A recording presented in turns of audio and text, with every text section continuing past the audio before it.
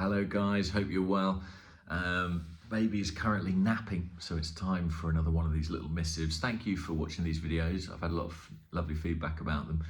One of the pieces of feedback has been, can I please improve the sound quality, which is not helped by the fact I'm sitting in a big, empty, echoey room where we're currently staying at this point in time. I will look into it. I think maybe even just some sort of onboard mic for the iPhone that I'm filming this on would help, so thank you for that. Today, I'm going to be talking about Kieran Tierney, and it's been an interesting discussion that I've seen sort of play out across the Arsenal internet in the last few days. It started when I was listening to the Statements podcast, which is one of the Arseblog Patreon podcasts, a really good listen actually, where they make statements about the club and they have to either agree or disagree. It was a discussion between Andrew and Clive Palmer about Kieran Tierney and his price tag. And Clive was saying he thinks it might be 35 to 40 million, and he would find that acceptable. Andrew was looking for closer to 50. And I was listening, and let me tell you, my expectations were very much at the lower end of that spectrum. And I understand the arguments on the opposite side. I think it's that it's Newcastle, who are kind of a rival club at this point in time. They're another Champions League team in England. They're a very wealthy team with a lot of money behind them, even if that is slightly inhibited by financial fair play restrictions.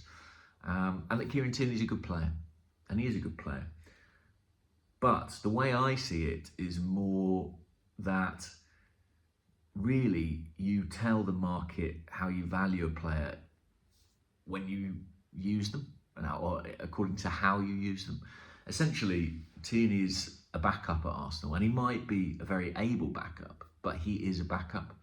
And I think the importance of a player to a team is often critical in determining their price. One of the players and transfer fees that's been mentioned frequently is Marc Cucurella, who joined Chelsea from Brighton last summer for a fee that I think in total could be in excess of £60 million.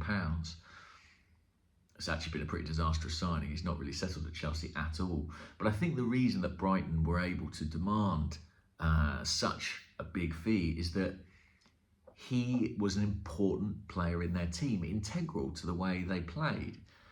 Tierney is effectively kind of surplus to requirements at Arsenal. It's a very different kettle of fish.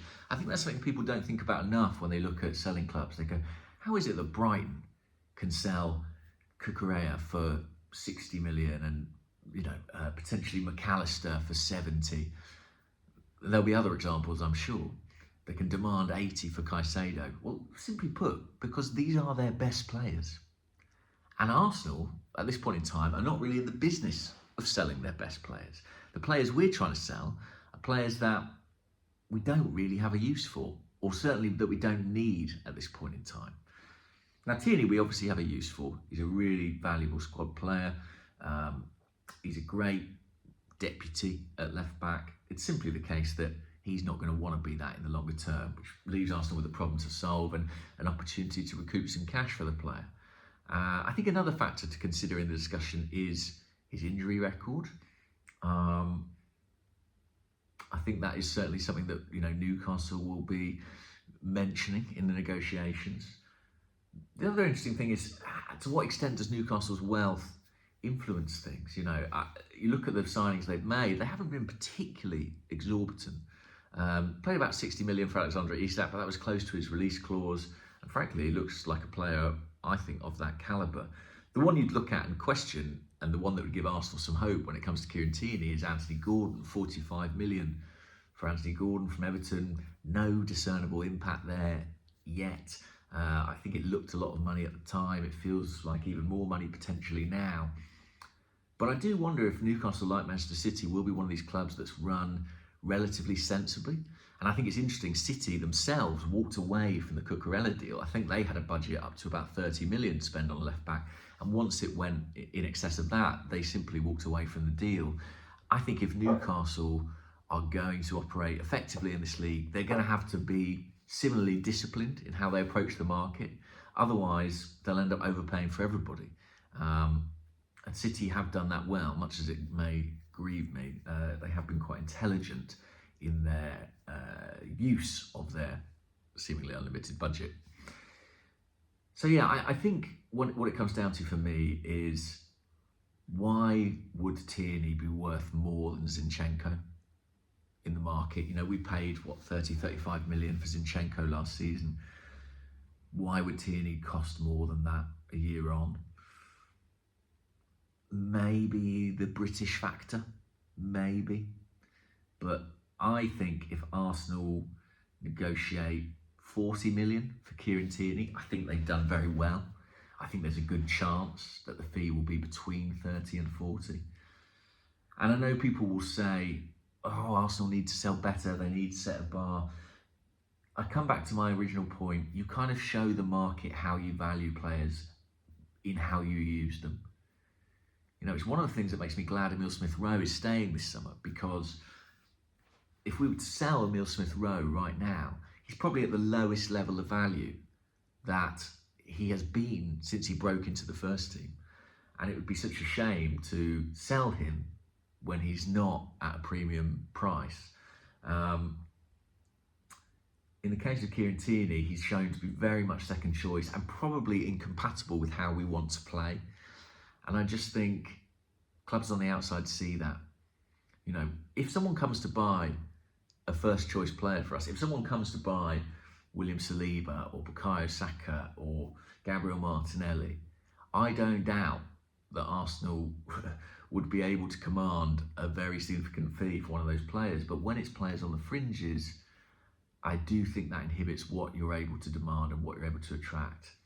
And actually, personally, I think given his injury record, 35 to 40 million for Kieran Tierney, as I say, I think that'd be very fair, and Arsenal, I think, would have done all right in that negotiation. But it's interesting, it's a big point of debate. There are people who I've seen putting numbers of 50, 60 million against Kieran Tierney. I have to say, I don't see that myself. I think he's a good player, but I think I don't see it, and I don't see us having the bargaining position that Brighton did over Cucurella. Ultimately, I think that 40 million is more useful to Arsenal than Kieran Tierney is at this point in time, with the squad evolving as it is. But let me know what you think. It's a really interesting discussion, and I think a number of players are going to be leaving the club, and there are going to be eyes on how much we're able to recoup for them, because